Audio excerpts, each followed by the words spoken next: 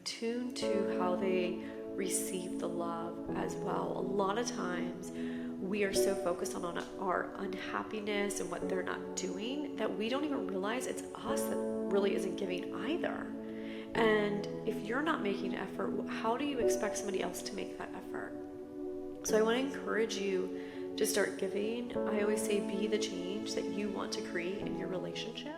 Hello and welcome to the Stroke It podcast. I'm Alday Townsend, your host. Thank you for joining me. I'm so excited for you to be inspired to live your life fully, to take ownership of your time, your schedule, and your life, but most importantly, learn and grow and develop personally and professionally. Myself and others are going to share life lessons that we've learned through leadership, through heartache, through pain, through struggles, and we'll be sharing some success stories with you as well. Super eager for you to dive in, learn, and grow, and once again, just take ownership of your life. Hello and welcome to the Stroke It podcast. I'm Alday Townsend, your host. I'm so excited to be here with you this morning. And today I'm going to be talking about your relationship, not only with yourself, but with your partner. And my goal today is to provide clarity, hope, and some guidance. I am going to challenge you to look within. So some of these questions may challenge you. You may become defensive. You may get upset. And my goal is not to provide any negative activity or energy or feelings. It's more about getting you to take ownership of how you show up, not only for yourself, but those in your lives. So it is Valentine's Day weekend when I am recording this podcast for you. So, many people are celebrating the holiday because they are in love, but there is a huge population that maybe is not in love, and they may be in a relationship and be lacking love. So I really want to dig deep into that today and to provide just some answers that maybe you were looking for. As many of you may know that have been following and listening to the podcast for a while, this podcast was inspired by my personal marriage falling apart. My husband and I had experienced some heartache, some pain, and both of us had drifted apart. We both became roommates living together. However, we did not share any compassion. We did not have intimacy. We didn't even really want to be hanging out together. And any opportunity that we had, we would go and do something else. So that is what led to my husband's affair with a coworker. That's what I consider my affair with my company as well. And so I really have been through a lot in the past 6 months when it comes to self-discovery, rebuilding my marriage with my husband, us both taking ownership, us finding forgiveness, not only for ourselves, but for each other. And there was a day and time when I was like, there's no way that we're going to be able to make this marriage work. And we were able to, and that's because of guidance and stories and talking to other people. But most importantly, because we could remember why we got married, and we were both open to receiving love, but we were also open to admitting our faults and where we had failed along the way within our marriage and within our relationship together. So I do want to encourage you to take time to really self-reflect on who you are as a person. A lot of times we point the finger and we blame somebody else for unhappiness or not feeling loved or not feeling worthy. And I have a lot of friends. So I'm in my 40s and some of my friends got married, 18, 19, 20, 21, 22. Some of them got married in their 30s, and some of them are just now getting married as well. There is a demographic of them that have now began filing for divorce, leaving their marriages, having affairs, and doing other things as well. And a lot of that stems from their unhappiness. And what I've noticed in some of those relationships is that they allowed others kind of take over their lives, and they forgot about themselves. So they didn't create boundaries. They forgot to take care of themselves. They become very resentful. And at the end of the day, they never did anything to make themselves happy. And they spent 5, 10, 15, 20 years unhappy in this marriage. And then finally they throw in the towel, and then they go and start yoga classes, taking care of themselves, spending time with their friends, finding hobbies. And then they start this self-discovery journey when You don't have to wait for your marriage to fall apart in order to start that journey. So I do want to encourage anyone that's out there today, if you are feeling depleted, you're lacking love, you're lacking intimacy with your partner, you really don't want to celebrate Valentine's Day. These questions in this podcast is going to hopefully provide some guidance for you so that you can start making the changes that you want to see within your relationship. A lot of it is going to start with you. So when I was going through some stuff, I rented a house on the beach for 3 days. Who am I? Who do I want to be? What do I want my future to look like? And who do I want to be part of it? And at that moment in time, I had to really self-reflect on the person I was, but then who the partner was going to be. And when I really started thinking about the ideal marriage and the ideal relationship that I wanted, my husband was that. And because of that need, or because of that goal, or that want, or the desire, I was really able to focus on rebuilding my marriage, and we have an amazing marriage today. Just last week we were texting. He was at a conference, and he texted me that something that somebody ordered reminded him of me.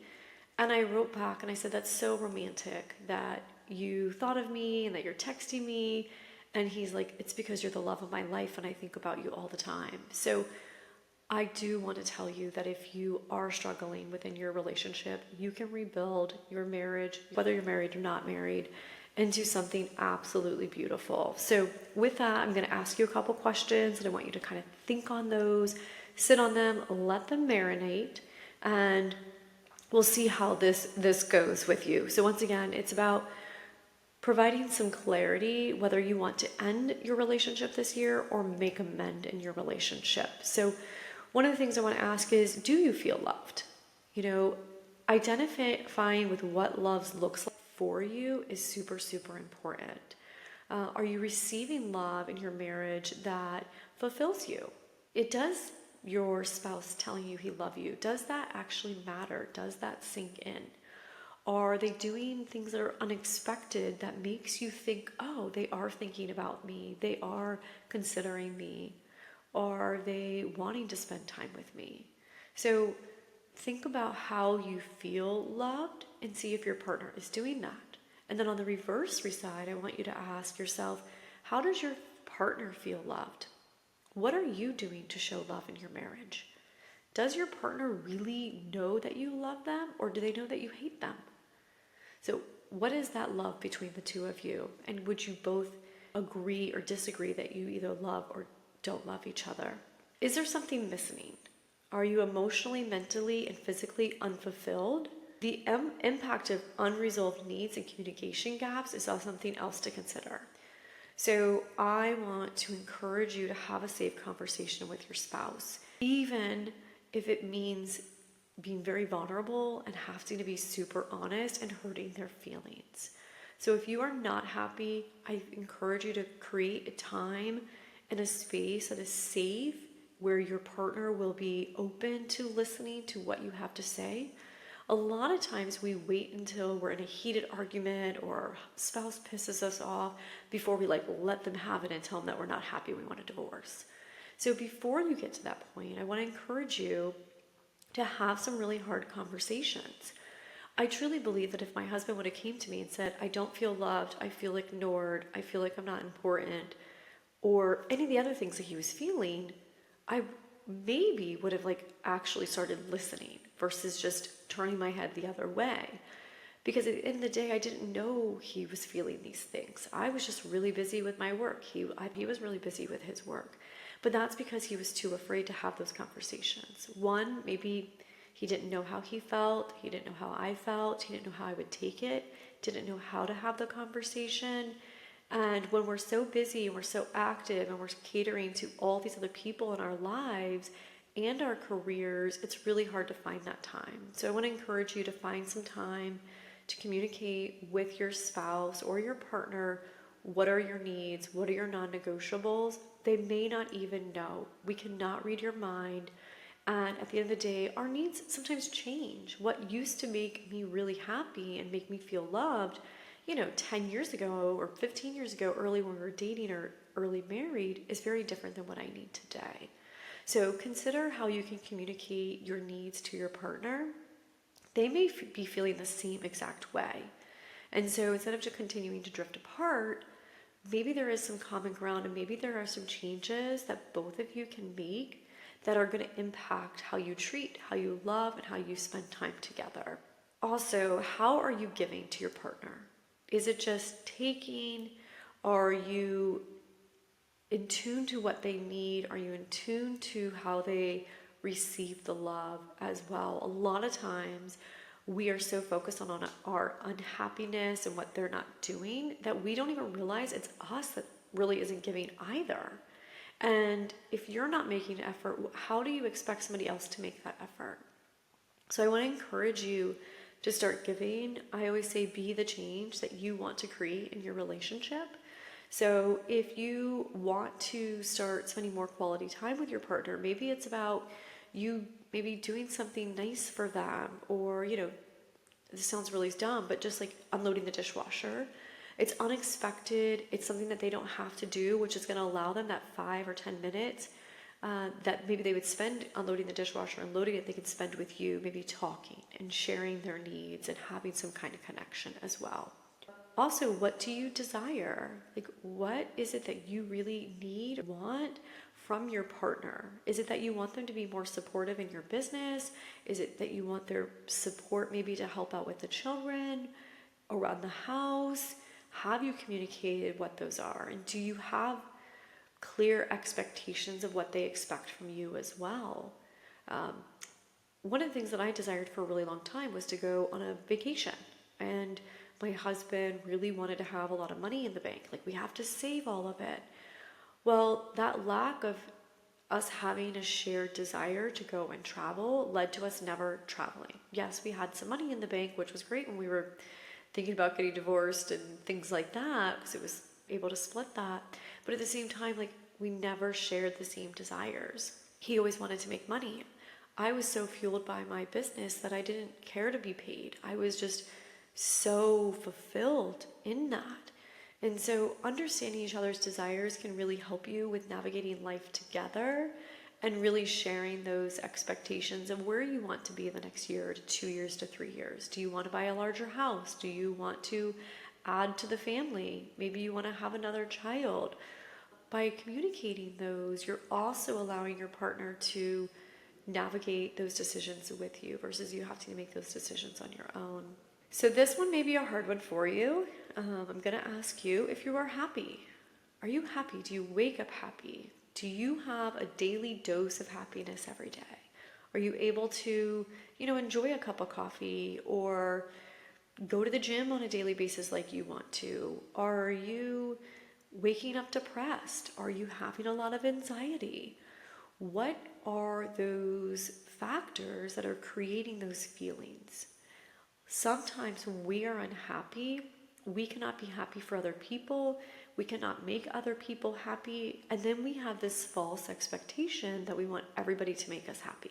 No one is going to make you happy. The only person that can make you happy is you. So how are you, giving to yourself on a daily basis? How are you contributing to your happiness? I love putting myself in places where there's happy people, whether that's going to a tennis community, whether that's going to a sound bath class, whether that's hanging out with my girlfriends. I want to be fueled and I want to be happy. And so in order to do that, I need to be, number one, focusing on my own happiness, but putting myself in positions where other people are happy as well. Isolating yourself is not going to do you any good. It's going to lead to depression. It's going to lead to other mental problems that you may have. So I want to encourage you to get outside as well every single day. Whether it's a 5-minute or a 10-minute walk, getting outside into nature can also boost your happiness. I think understanding where you are emotionally every single day and be realistic with that is really going to help you with clarity. And you may be the issue. You may not think so, and you may think it's because they don't spend quality time with you, they don't help out around the house, they don't have any shared visions or goals. Yes, they may have their own issues, but the real issue could just be that you're not happy with yourself. And that could be lack of desires, lack of dreams, not meeting your expectations. Maybe by now you thought you would be further along. Maybe you thought your spouse or your partner would be further along. So be realistic when you're asking yourself, are you happy? And then break that down into understanding maybe why you're not happy. And then identify what would be a few things that would make you happy, that are obtainable, that you can do for yourself.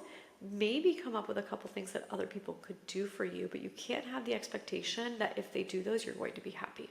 Another thing I want you to think about are some of your patterns and your insecurities and your past wounds. If you have not dealt with your past, then your future cannot be happy, cannot be as bright as you want. It's not going to be fulfilling. No matter what kind of partner you have in your life, you're not going to be able to move forward. So some of my friends, they went through a divorce and they made that decision, and here they are, and they're still not happy. They're wanting companionship. They're wanting someone that can make them happy, that will do all the things. And at the end of the day, they need to heal. They need to be alone. They need to process, and they need to rediscover who they are. We change so much year after year. So once again, who you were in that past marriage is not who you're necessarily going to be in the future marriage. And if you actually are the same in that past marriage, you might as well have just stayed in that marriage as well. So I want to encourage you to really pull back the curtain, be super honest with yourself, be very vulnerable, and see where your weaknesses are or where your insecurities are, because those are the things that you're going to want to focus on in the days, the months, and the years to come. And I think if you do a lot of self-reflection, you're going to have less expectations of other people in your life. Finding time for self-care, self-love can be challenging, but it can boost how you love yourself and what your relationship is with yourself and how you speak to yourself as well. I just had a lady on my podcast a week or two ago, and she was talking about the vocabulary.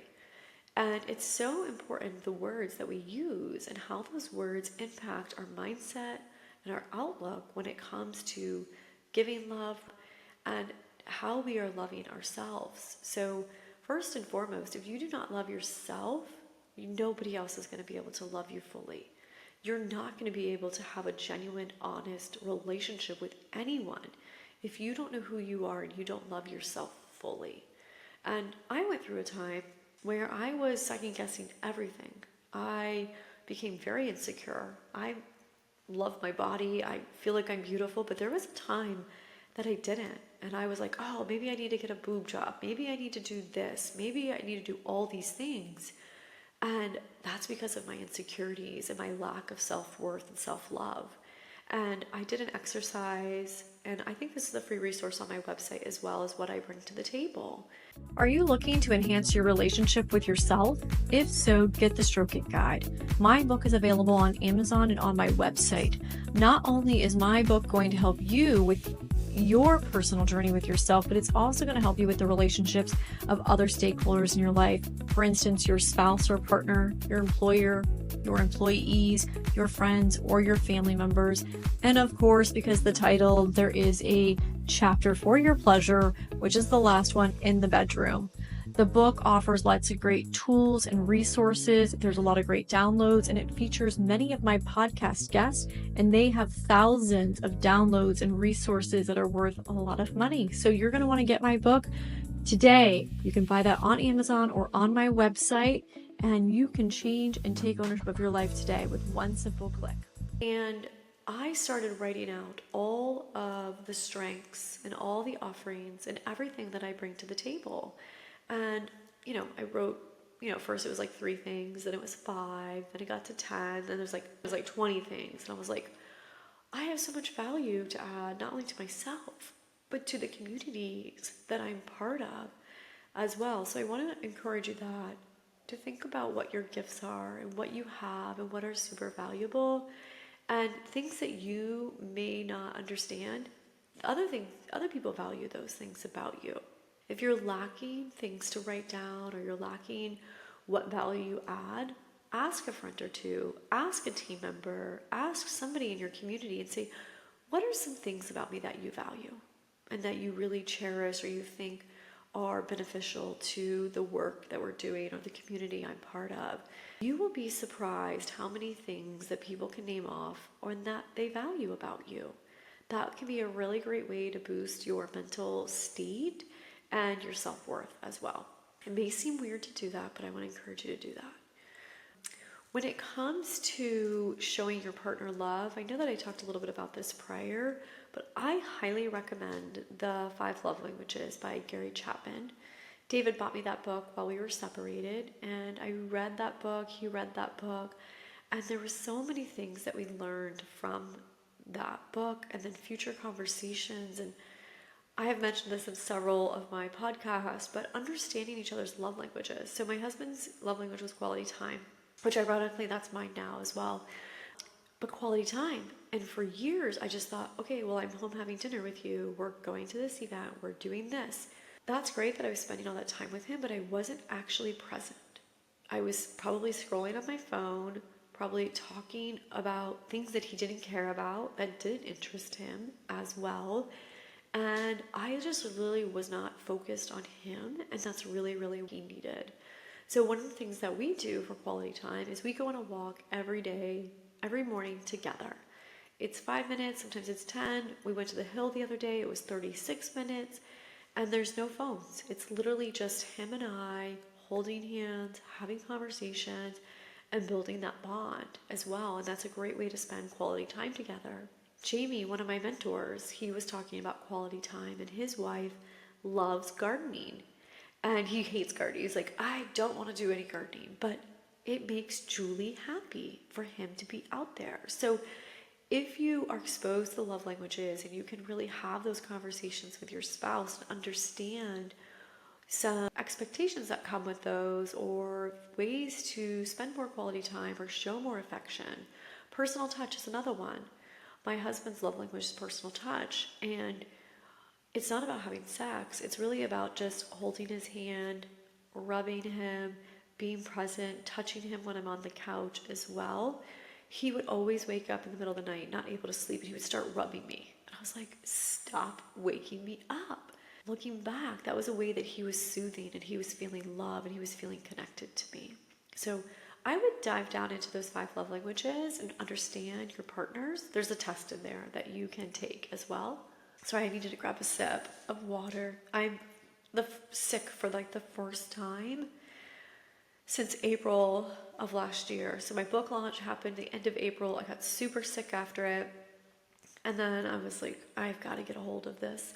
And so I changed my diet, got an allergy test, got a gut test. And anyways, I have been so healthy, so clear, feeling absolutely amazing. And this past week, I caught something. So I sound really nasally today, and that's why. So so I'm hoping to feel better, so the future podcast won't be so nasally. So talked about the love languages.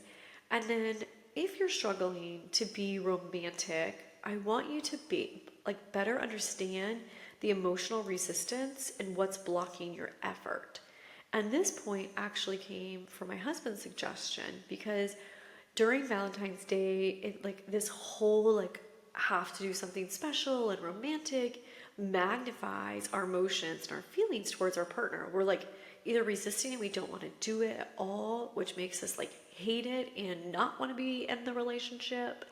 Or it's I'm struggling with this. Or you may just feel I really want to do this. I really want to make sure that my partner knows that I love them as well. To be honest, it shouldn't just be around Valentine's Day. It should be all year long. So I want to encourage you to do those special things. But if you are resisting it, really dive deep and see why. Ask yourself some really hard questions. What is it that makes you not want to do something special or unexpected for your partner? And if you're struggling with lack of intimacy, lack of love, lack of passion, lack of connection, those are all things to communicate with your partner. Your partner may be feeling the same exact way, or they're so busy raising a family and working, they haven't even had a chance to think about it. But I want to encourage you to have these conversations before one of you does something that you cannot undo, or that you're going to regret, or that's going to change your relationship completely. I think it's important too to understand kind of remember the person that you married or started dating or you fell in love with. I know that the reason why I was able to move forward, find forgiveness, and want to work on my rebuilding my marriage is because I could genuinely remember the person that I married. He was a really great man. He was very close with his family. He was very respectful. He was very loyal. And I feel that if you can lean into that, you can remember. And for some of you, it may be really hard. That maybe if you've been married for 20, 30 years, you can't remember why because you're so grossed out or you're just like, oh my God, I can't even. I want to encourage you to try. Break out that marriage wedding album. Maybe there's a picture in there that sparks your memory or that you see the love in your eyes. Maybe replaying the wedding song. What were those lyrics? What was speaking to you when you picked that song? And maybe that will take you back to that time where you were fully in love with your partner so much. And if you can regain some of that, you will be able to make your marriage work. I will say it takes a lot of hard work. There's a lot of triggers that you have to deal with. You're going to want to bail out as well. But I would be so disappointed if we would have thrown in the towel. We didn't give our marriage one more shot.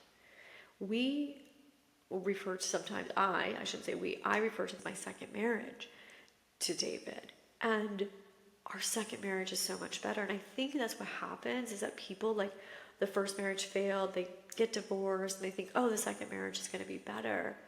That second marriage can be phenomenal, but it can be phenomenal with your previous partner because there's all these lessons that you've learned. You can get back to those basics. You can get back to caring and really setting those boundaries and those expectations. I think along the lines we forget to communicate our needs and we just expect our partners to read our minds. Or you should know, we've been married for 20 years. How do you not know? And sometimes we just forget or we're not in tune with it. I mean, I was married to my husband for 10 years and there was a lot of things that I just didn't know about him. So I want to encourage you to offer your spouse or partner some grace, some compassion. Allow some time for you to have some really hard conversations where you can speak how you feel, but then you're open to listening. You can't just go into that conversation with all the things they're doing wrong. I would say these are all the things that I love that you do. I would love to lean into those. Here are some areas where I'm really struggling. Maybe just pick a couple. Don't lay out 20 things that you hate or that's wrong or it's not working. Pick 3 that would really make a change within your relationship today that they can start working on. And then what are you going to do to become a better spouse or a partner? It can't be all about the other person. At the end of the day, a marriage is between 2 people. And you are not perfect. You are not the best spouse or partner ever.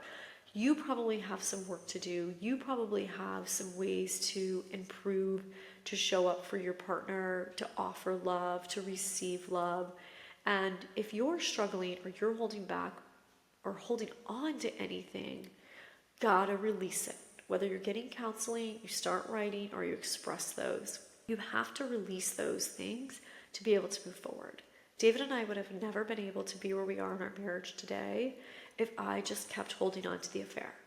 I had to let that go, which took a lot of counseling. It took a lot of work. I had to do so much work to move past that. And then once I said, I'm going to forgive you, I had to really fully forgive him. If I were to continue bring up everything about that time period, we would never be able to move forward. And my husband has always said, think about the love that we have today. Where are we today? Stop bringing up the past. Stop living in the past. The past is the past. How do you want to move forward? How do you want to love me? How do you want me to love you? And that has been so powerful within our relationship.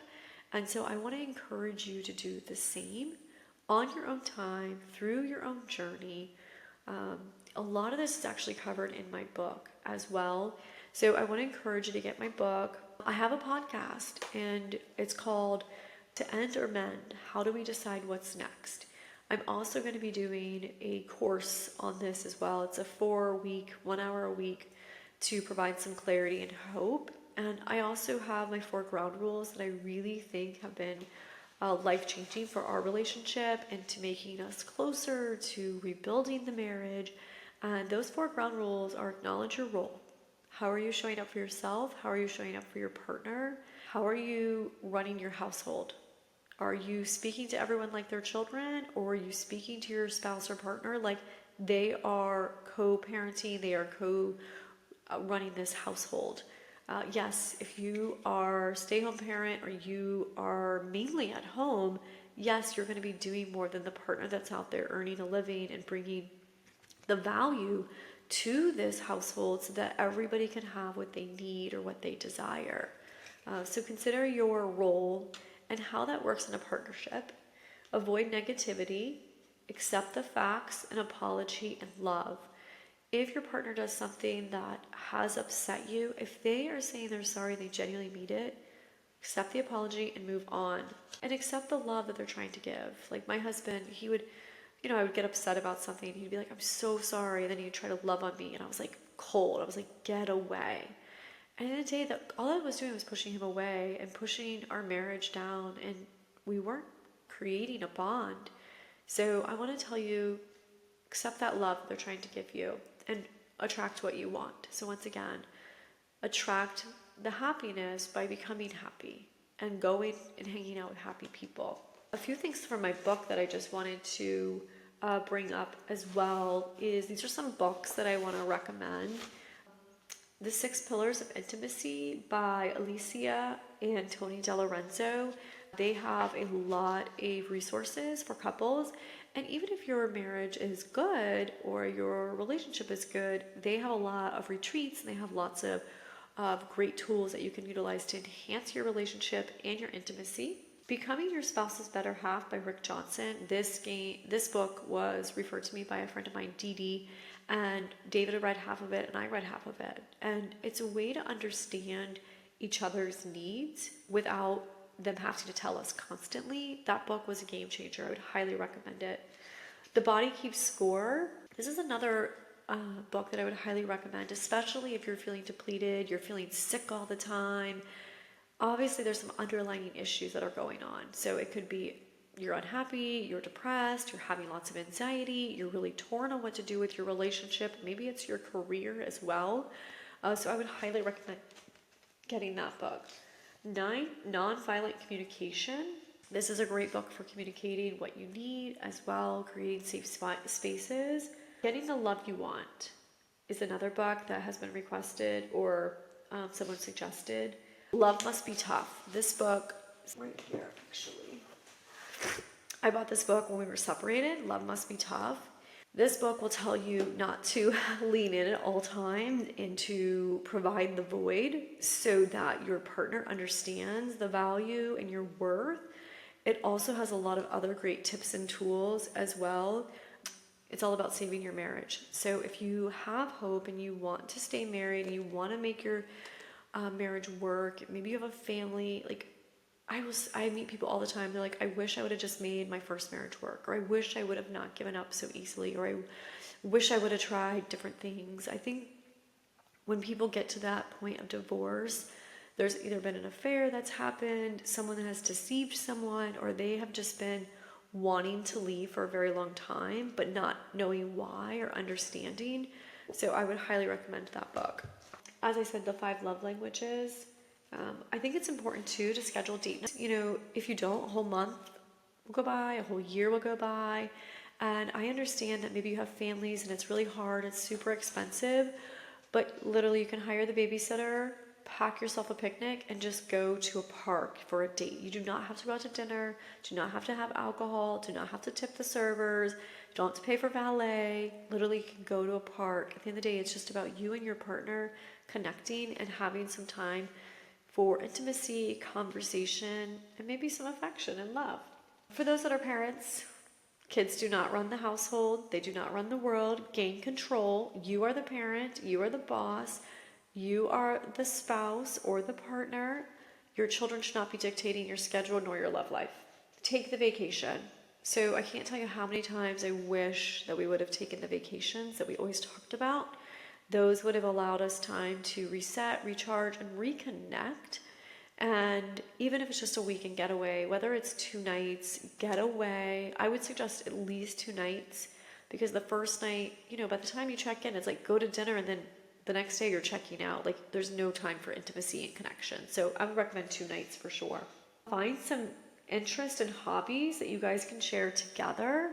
David and I bought golf clubs. We started golfing. I bought him a tennis racket. He has no interest in playing tennis.